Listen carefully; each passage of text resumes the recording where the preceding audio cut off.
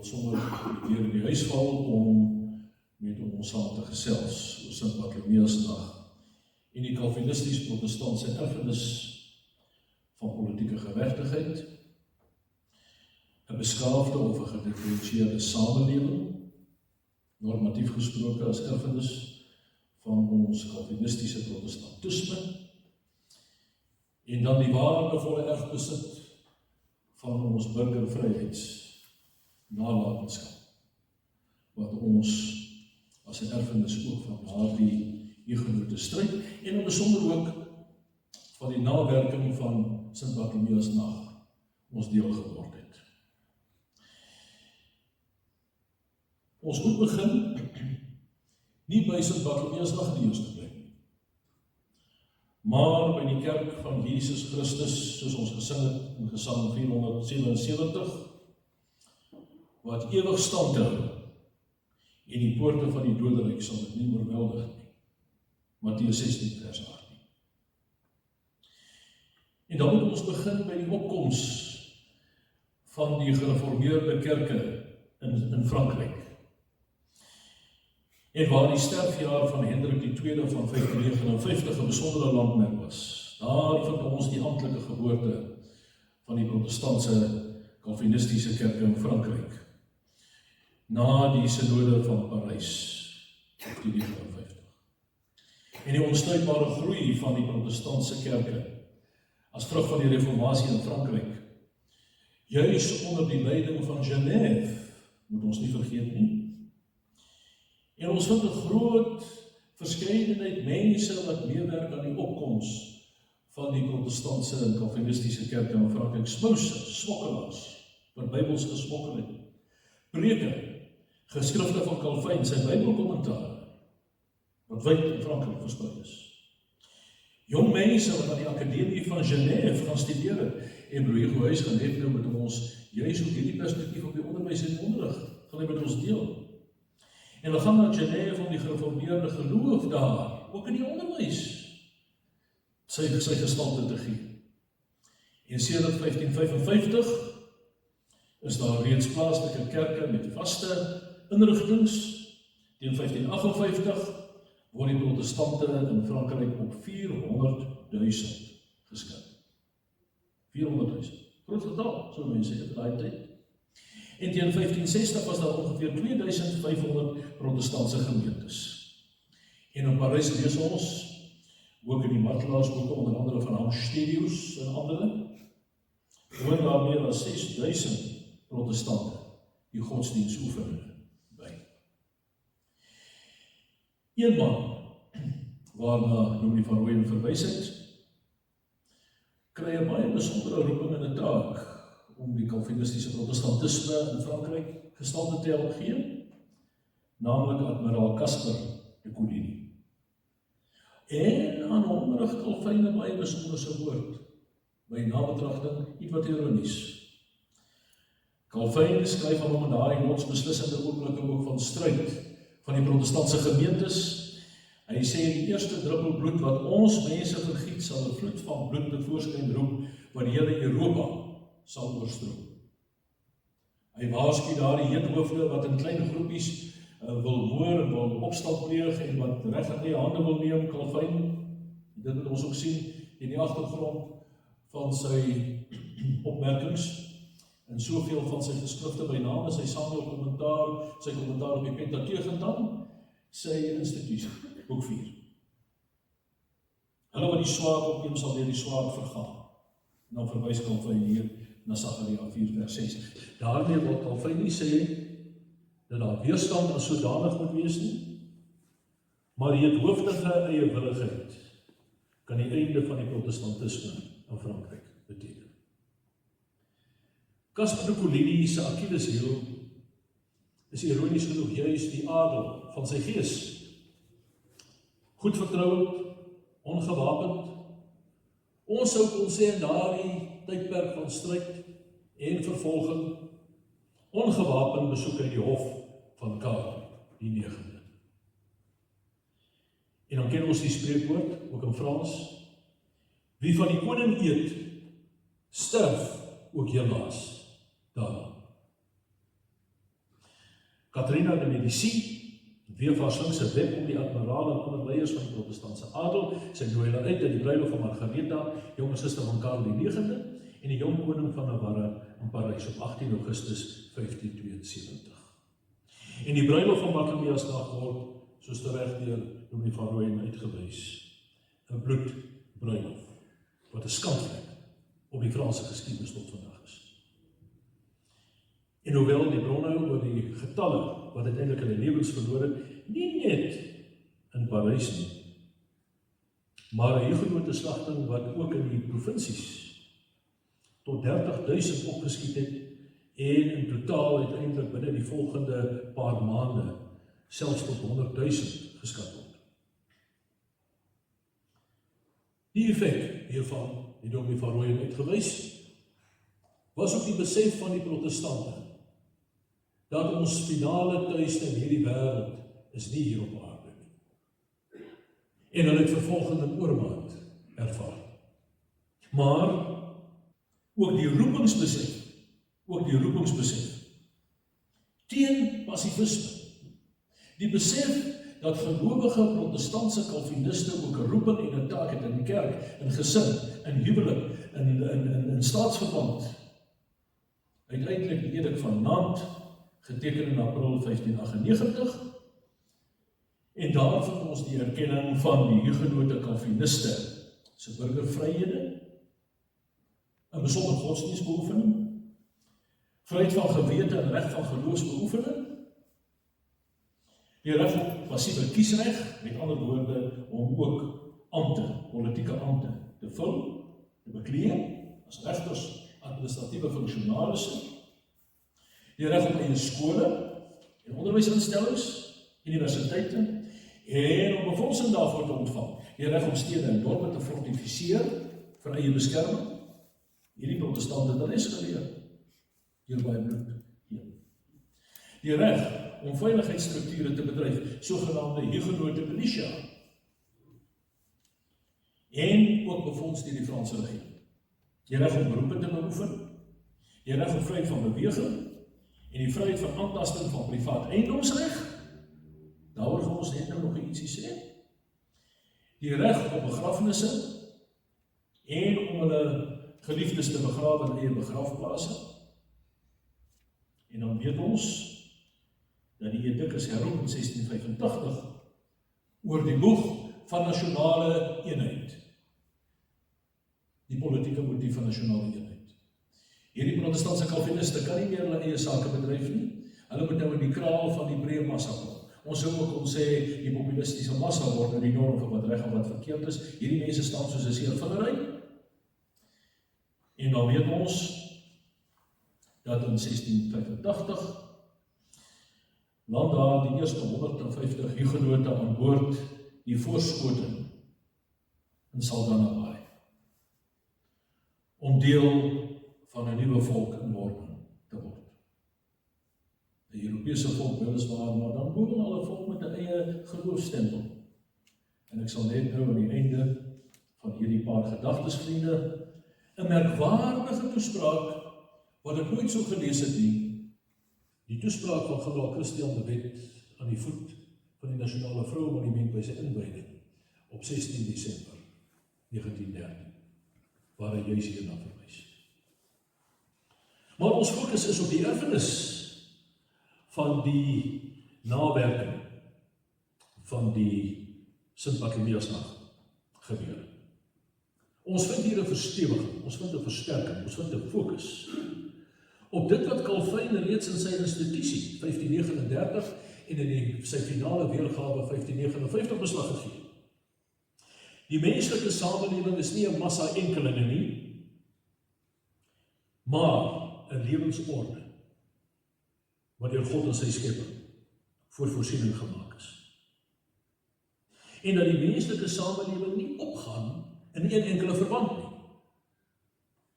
Hiermee die eerste belangrike, kom ons sê maar, beginsel van ons Calvinistiese oortuiging, naamlik dat geen samelewingsinstelling, verband, maatskap kan die lede van daardie samelewing opeis vir homself. maar dat die lede van 'n samelewing in al die verskillende verbande, al die verskillende samelewingskringe, hulle roeping moet vervul. Nie ekklesiosentrisme volgens die Romeinse model nie, maar vryheid in gesagsverskeidenheid. En daarmee saam, nie die mens wat analogies aan God is en 'n gemeene deler dan gevind word om die ooreenkomste tussen God en mens te postuleer, soos Thomas Aquinas gedoen het nie die beginsel van analogia, entes en partisipasie met jou rede aan die verstand van God nie, maar skepping, sondeval en verlossing en die besef daarvan, dat alle mense in sonde geval het. En nie die weg wat Thomas opgegaan het, om deur middel van 'n vyftal bewyse met jou rede te probeer bevind dat God bestaan nie, maar die openbaring van God in sy woord, is die enigste ding. En dan die derde baie belangrike beginsel, nie subsidiariteit. Met ander woorde, die hiërargiese inkleding van die samelewing van bo na onder, in terme van meer belangrik en minder belangrik nie vertikalisme nie, maar die horisontale, soos professor Hafies ook in my geleentheid so mooi stel, die veelkleurige wysheid van God wat ook manifesteer in al die samelewingsverbande, wat sy eer en sy roem en sy heerlikheid en sy soewereiniteit moet verkondig. Gelykwaardige vryheid. En dan die baie belangrike insig van daardie hugenote en die erfenis wat hulle ook hier in ons eie vaderland gelaat het. Nie die universalisme, waar die hele samelewing soos 'n organisme almal opsluit nie 'n geheel deelskema, soos wat ons ook vind in valse staatsbeskouwings nie, by name die nalatenskap van die Griekse wysbegeerte Plato en Aristoteles, en ons het daardie valse staatsbeskouwings gehad alreeds 500 jaar voor Christus, waar die Romeinse staat alles vir homself insamel en waar die eiendom ook uiteindelik willekeurig geconfiskeer word vir die doeleindes van die staat nie. Die sogenaamde leges agraria. Onteiening sonder vergoeding is nie die uitvinding van die Russiese dekreet van Desember 1917 nie. Dis ook nie die uitvinding van 'n ANC-regering in die jaar 2022 nie. Dit is bedryf reeds 500 jaar voor Christus met die leges agraria. Daar is letterlik niks niets onder die son. Ons kan wel sê die rondsniffel en die aas op die puinhope van die Christelike samelewingsordes in die wêreld en die mislukkings, daar kom nie 'n einde aan nie. Want ons sien dat ook in die jaar 122 voor Christus uiteindelik die skrif aan die muur was vir die Romeinse staat, toe hy in duie begin stort as gevolg van sy staatsabsolutisme. En sedertdien loop soveel staatsordes dieselfde pad, sodat Gorbachev uiteindelik beskryf in sy perestroika, nou moet ons maar 'n ander tegniek volg om die individu aan ons te onderwerp, sonder dat die ekonomie en die burgerlike samelewing daarmee ten gronde gaan. Maar dan vind ons die kosbaarheid, die besef dat publieke geregtigheid, die taak van die staat is en wat nie deur die kerk bedryf kan word nie. Kerk kan nie staat wees nie, en staat kan nie kerk word nie.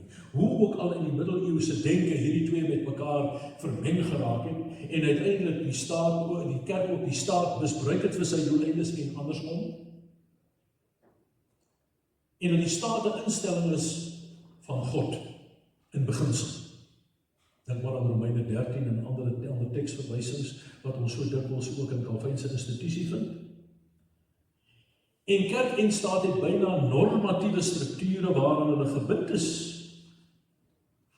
Daarom kan die staat nie maar net sommer begin om die kerk en kerklike prediking en die bediening van die sakramente vir homself op te eis en te bepaal en neer te lê soos wat hy wil nie. En dan moet ons ook onthou, geagte vriende, dat hierdie historiese lyne, die daal nie net so verskillik een nag in die gedagtes en verstand van gelowige protestante neer nie. Daar was ook 'n geloofstryd in ander lande. Een van die sterkste getuienisse van die reformatoriese denke oor die staat vind ons in die Maagdenburg belydenis van 1555. 'n dokument om te lees, waar die keiser probeer om die interne orde van die protestantse kerke te bepaal, en vir hulle te sê, julle moet nou begin om die Romeinse mis te vier, en nie meer die nagmaal nie. En daardie protestante weier om te doen, hulle sluit die hekke van Baagdenburg teen die aantastings van die keiser. Daarvan was die Calvinistiese protestante in Frankryk die erfgename. En nie net is die uitsluitlike taak van die staat om publieke geregtigheid te handhaaf nie, dit moet ook geskied in terme van ewige harmonie van al die regsbelange. En jy weet in ons dag en tyd is daar waarskynlik nie nog 'n term wat so misbruik word, soos die publieke belang nie. In die naam van die publieke belang word die populistiese aandrang vir dit en dat en dat en dat in wetgewing gemanifesteer oor die hele linie, nie net van eiendomsreg nie, maar ook van die onderwys. Ek dink is die goed wat vanoggend vir my gesê het, 'n boodskap dat die sogenaamde Bela-wet het nou uiteindelik 'n werking getree. Wat anders as die opeis van die staatlike samelewingsterreine met betrekking tot die opvoeding van ons kinders, en dat die staat dit monopoliseer vir sy doeleindes met ons beter as in daai Bela-wet nie. Van 'n ewige harmonie met betrekking tot alle regsbelange tussen skool en universiteit en ouerhuis en ook die kerk en vrywillige verenigings, is daar in die denke van die afvallige en die nie Christelike rigtings geen einde nie. Want die swart mag wat gereserveer is vir die staat vir publieke geregtigheid word nou gebruik om die wil van die populistiese massa te bevorder. En dan die Hugenote se besef en sy aandrang en sy klem. Ons vind dit nergens beter as in Beza se lei Jure Magistratum nie. Alle gesag kom nie uit die mens op, word deur God verleen. Gesag is verleende gesag, en daarom altyd verantwoordelike gesag en begrensde gesag en toerekenbare gesag. Vriende, ons kan oor hierdie erfenis van ons protestantse Calvinisme, wat letterlik 'n nuwe beskawingstipe skryf selfs die marxistiese geskiedskrywers, het 'n nuwe arbeidsetiek gevestig, het 'n nuwe begrensde, het 'n nuwe gedissiplineerde samelewingsorde oor het gekry. Nie hierdie universalistiese oorlog van een gesaghebber wat aan almal voorskryf wat om te doen nie. Maar dit is ook normatief taakstellende gesag. Met ander woorde dat ook die politieke leiers wat in daardie posisies aangewys word deur die onderdane om hulle te verteenwoordig, dat dit ook 'n taakstellende gesag is waarvan ook rekenskap geëis kan word. Jy weet in Beza se De Jure Magistratum en ander geskrifte onder andere deur Reuel Martin, een van die mooiste geskrifte om te lees oor die taak van die owerheid, word dit so mooi verduidelik aan die hand van ons reformatoriese denke en lyne en begronding in die woord van God. Die owerheid is nie self die bron van sy eie gesag. En dit staan afgeteken teen hierdie opeisende aansprake van politici, nie noodwendig die wat op die oomblik in beheer is van die land nie, in terme van sy regeergesag nie, maar ons hoor van die podiums asof hulle namens 'n groot massa mense van hulle self in die gesag tooi het. Hoe onbybels staan dit, lyderig teenoor die protestantse denke hieroor. Begrensde amptsgesag, ons het tabelle verwys. Hoe vind ons dit op die terrein van privaat eiendomsreg gemanifesteer? Dat die staat van homself nou die materiële besittings ook van sy onderdane opeis. En ons vind juis hierdie totalitaire denke teenoor die begrensde en die verantwoordelikheidsdenke van ons reformatoriese skrywers. En dan, gesag is onvervangbaar. Niemand kan ouers se taak en plig om hulle kinders op te voed oorneem sonder katastrofiese gevolge. Daarvan was die Sowjetunie waarskynlik die mooiste, maar ook die slegste voorbeeld. Elke gesagstype is onvervangbaar, omdat elke tipe gesag gebind is aan 'n bepaalde normatiewe uitgangspunt. Ouers, hulle opvoedingstaak, onderwysinstellings met die oog op die onderwys om as ware as verlengstukke van die ouerlike gesag daardie opvoeding en onderwys voort te sit op 'n tersiêre vlak. Die ewewigtige harmonisering van die openbare belange van alle onderdane, nie net 1, 2 of 3 nie, of 'n optelsom van individue wat matematies bereken word nie. Want alle onderdane is voor die aangesig van God gelyk. En elke onderdaan het 'n aanspraak in terme van sy godgegewe taak en roeping om ook sy vryheid hier op aarde tot eer van God uit te leef. Wanneer ons rondom ons kyk, hierdie regsintegreringsfunksies, hoe dit verval, hoe die belange van bepaalde politici voorrang geniet of bepaalde groepe in die samelewing, vriende, staan veroordeel in die lig van die woord van God. Hoe gesag misbruik word deur selektiewe wets- en regstoepassing, dat omdat X, Y en Z 'n bepaalde kultuurgroep verteenwoordig op van 'n bepaalde herkoms is, geniet hulle voorrang wanneer dit by vervolging kom, of versuim om te vervolg. Die gesag van een mens oor 'n ander vind ons nergens so kwellend as juis waar die staat sy integreringsfunksies moet uitoefen. En burgervryhede, skryf professor H.J. Strauss by geleentheid, wanneer hy na Calvin se bydrae tot hierdie belangrike saak kyk, en ons hiergenote erfenis sê, met swaard magkrag in sy heerskappy gesag, kan geen ander menslike gesagsdraer ons lewensvryhede so verkneg as juis die owerheid nie. En daarom is by uitstek die beskawingsmondige burgery 'n getroue bewaker van sy burgervryhede. Ons praat van beskawingsmondige. Wat bedoel ons daarmee? Beskawing is juis die erkenning, die deelname, die motivering, dat elke persoon sy of haar roeping moet vervul. Waarom draai ons eie vaderland burgerlike inisiatiewe so vas? Waarom lê op nasionale en provinsiale en plaaslike vlak daardie gesagsuitoefening van die owerhede in stof en modder? Waarom loop hier die hoofstuk langs ons paaie af? Waarom is ons waterbronne besoedel? Waarom? Vir een rede, geagte vriende. Omdat 'n onbekwame staatsowerheid alles vir almal probeer wees en vrye ondernemerskap en die erkenning van elke individu se bydrae tot hierdie land, nie net sy ekonomie nie, maar ook sy burgerlike lewe, eintlik onderdruk word, want die staat wil moedertjie staat vir almal wees.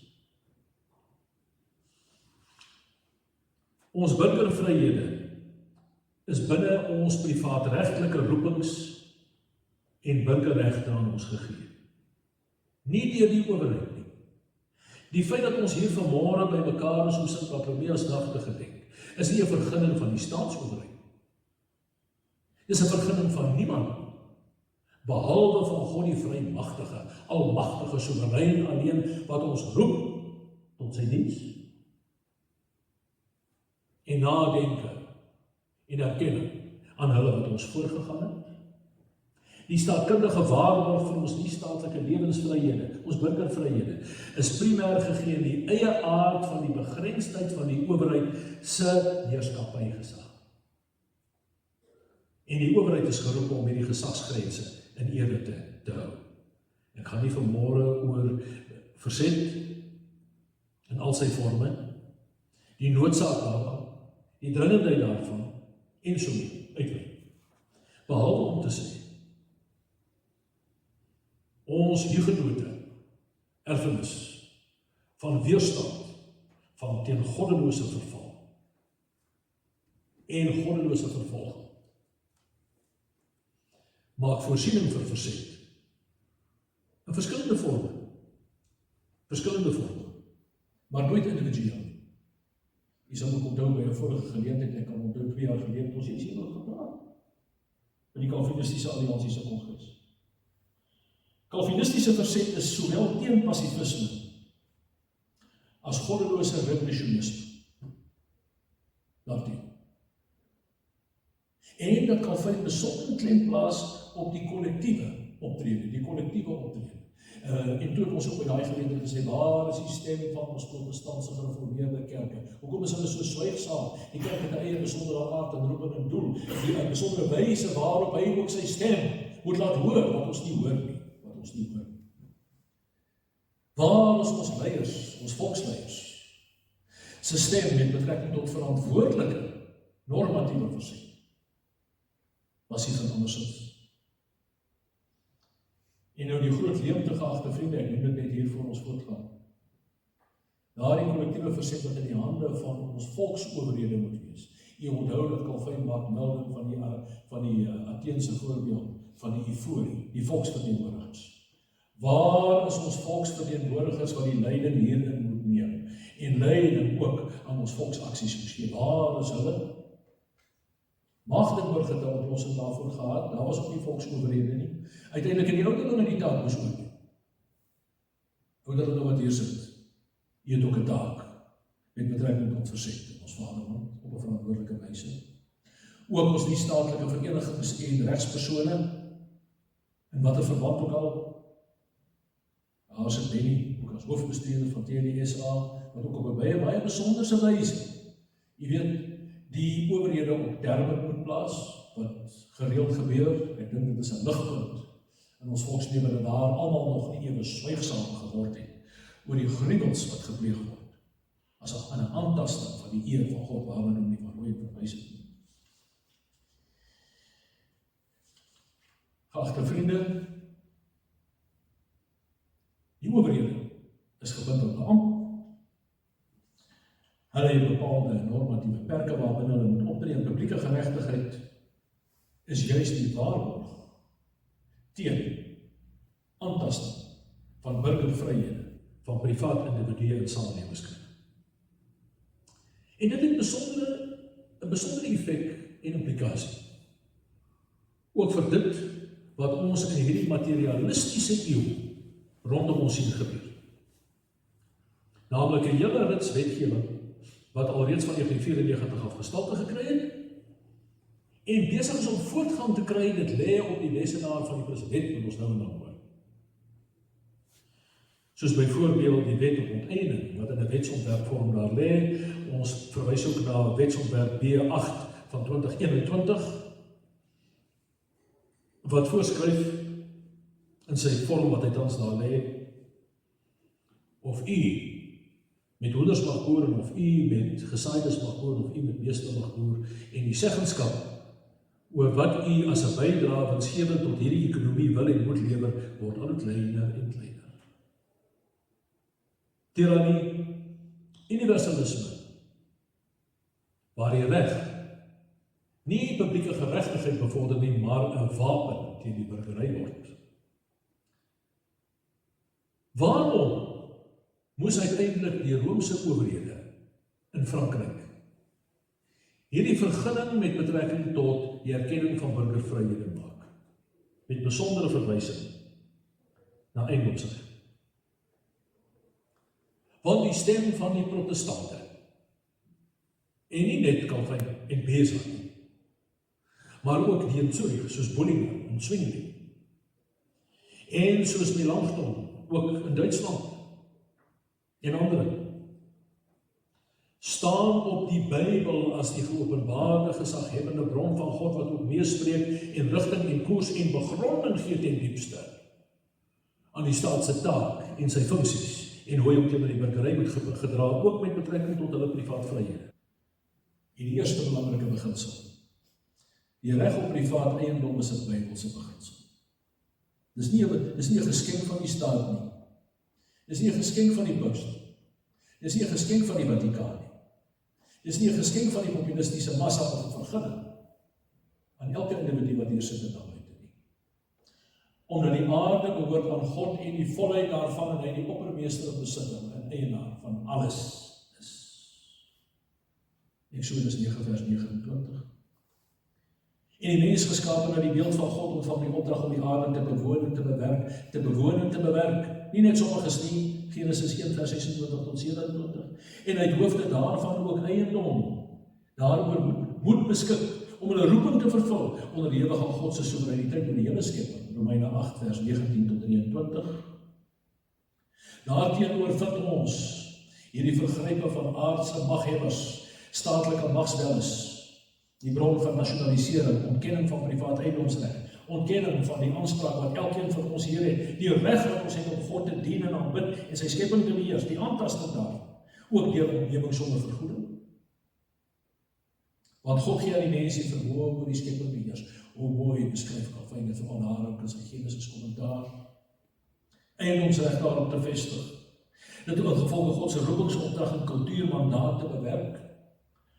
En ontneming van privaat eiendomsreg as 'n spesifieke voorbeeld geagte vriende sonder 'n deursigtige en regverdige regsproses, sonder billike en voldoende vergoeding, 'n sodanige ontneming en vergryping in die laaste instansie nie teen ons wat hier sit as sy rentmeesters, maar teen God wat die roeping tot elkeen van ons rig, die landbougemeenskap, ons kerklike gemeenskap, ons onderwysgemeenskap, teen God se roepingsopdrag en kultuurmandaat.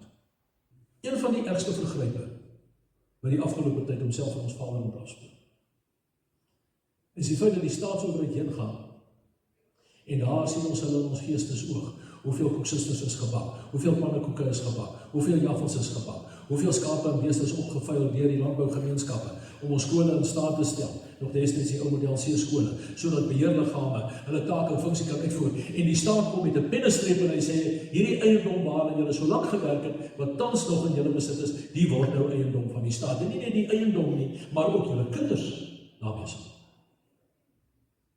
Geagte vriende, besef ons die erns van hierdie.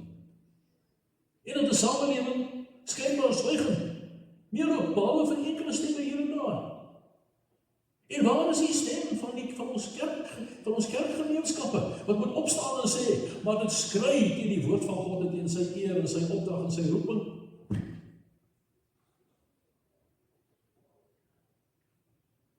Bybelse beginsels onderlê alles wat ons doen en behoort te doen. Ook ons beskikking oor privaat eiendomsreg. En daarom staan in die 8ste gebod die ontneming van eiendom in stryd met God se roeping en opdrag. Dis diefstal. Diefstal, 'n verskil is 'n vergryp in die 8ste gebod. Of die staat dit pleeg, of sy amptenare dit pleeg, en of hulle dit van 'n privaat doeleindes insamel uit die staatskas, en of hulle staatskaping pleeg, en of hulle dit deur middel van wetgewing pleeg, dit bly diefstal omdat dit teen God se gebod is.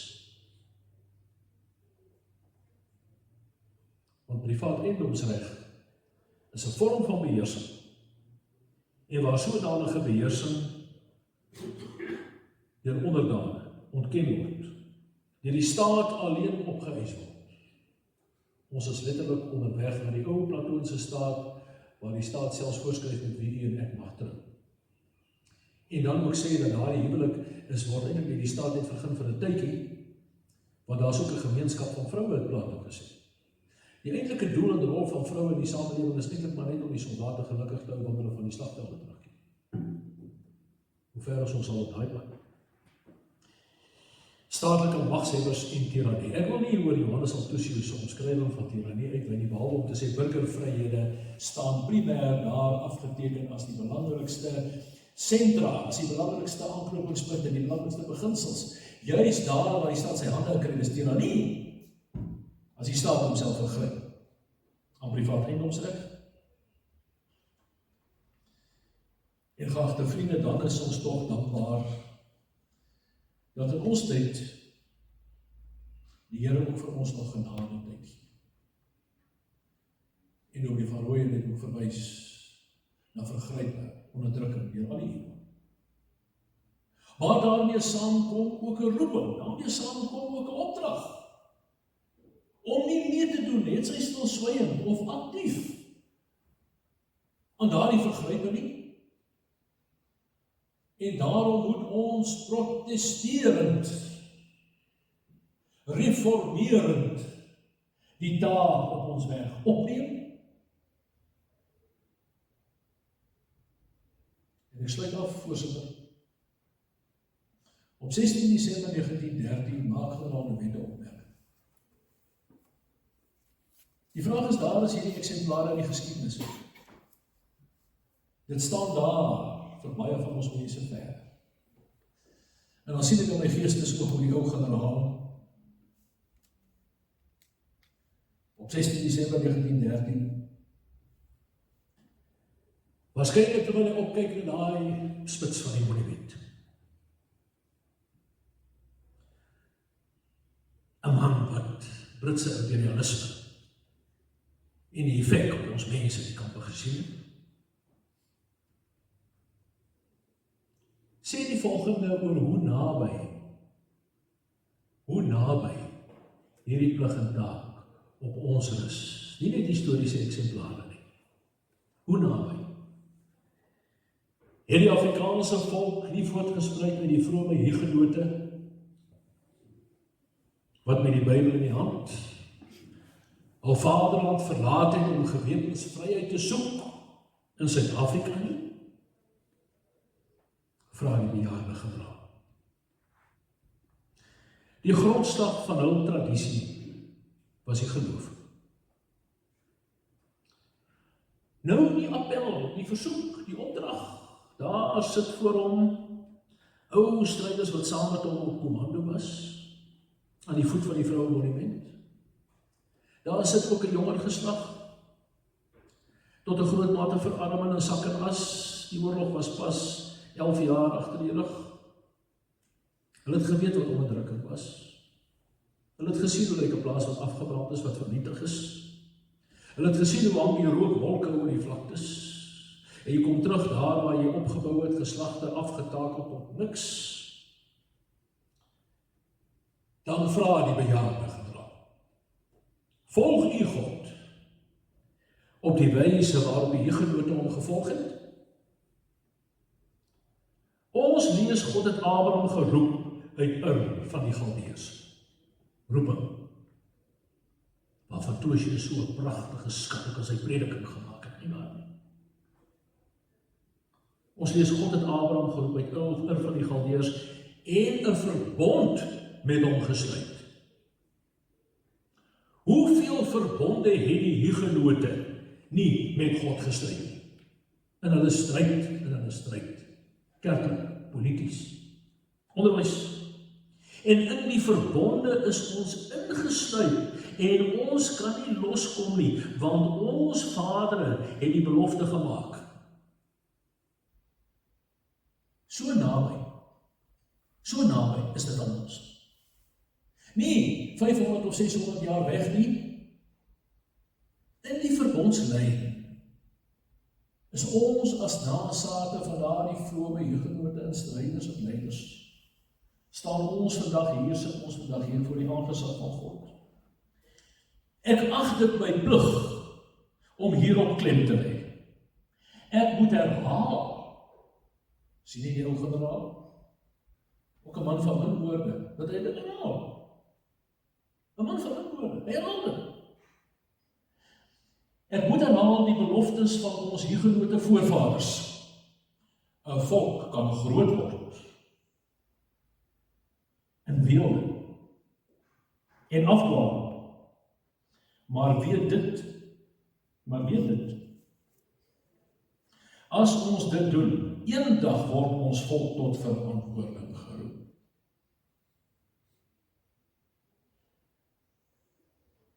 God het ons beproef, maar kan ons ontken dat ons die beproewing verdien het? Wat gebeur het, was deur ons eie toedoen. Ons volk het afgedwaal. Vandaar ook dat ons nie gekry het waarvoor ons geveg het nie. Ons moet God dank dat hy ons betyds by die hand gevat het om ons terug te bring. Voorstel, vriende, vat God ons nie vandag hier by die hand om ons terug te bring nie. En wanneer ons opkyk na daardie spits saam met die ou generaal die fees. Hoeveel bloed het nie in ons vaderland gevloei hierdie afgelope 40, 50 jaar met die wit kruise daar by die monument nie. En hoe verskyn oor die horison die triomfantelike geskree van hulle wat aanspraak maak op dit waarvoor hulle nie gewerk het nie, wat wil oes waar hulle nie gesaai het nie. Het dit nie tyd geword, dat wanneer ons besef dat God vir ons by die hand vat, dat ons ook mekaar se hande moet vat. En dat ons juist daardeur ook moet demonstreer dat ons daardie stryd van die hugenote nie ter wille van ons eie oorlewing of ons eie materialisme nie, maar tot eer van God op alle terreine moet gestalte gee in die onderwys, in die kerk, ook op die terreine van die landbou nie. En vergun my asseblief om dit te sê. Ons gister daar in Bethlehem met 'n groep jong boere wat daar sit. Besef ons mense wat die aanslag primêr op ons landbouers is. Geagte vriende, ons is nie profete nie. As ons toelaat dat ons landbougemeenskappe 'n knou kry, dan is ons volkie die dinge. Maar daarmee saam 'n hele maand. En net nou gaan ons hoofbestuurder Benny oor die handves vir die beskerming van privaat eiendomsreg 'n woord spreek. Nou is die tyd om te besef dat God het ons hand gevat, ook vanmôre hier. Hy sal ons nooit verlaat en ons nooit versaak nie. Mits ons ook in gehoorsaamheid aan sy belewe as Christen gelowige protestante. En dankie.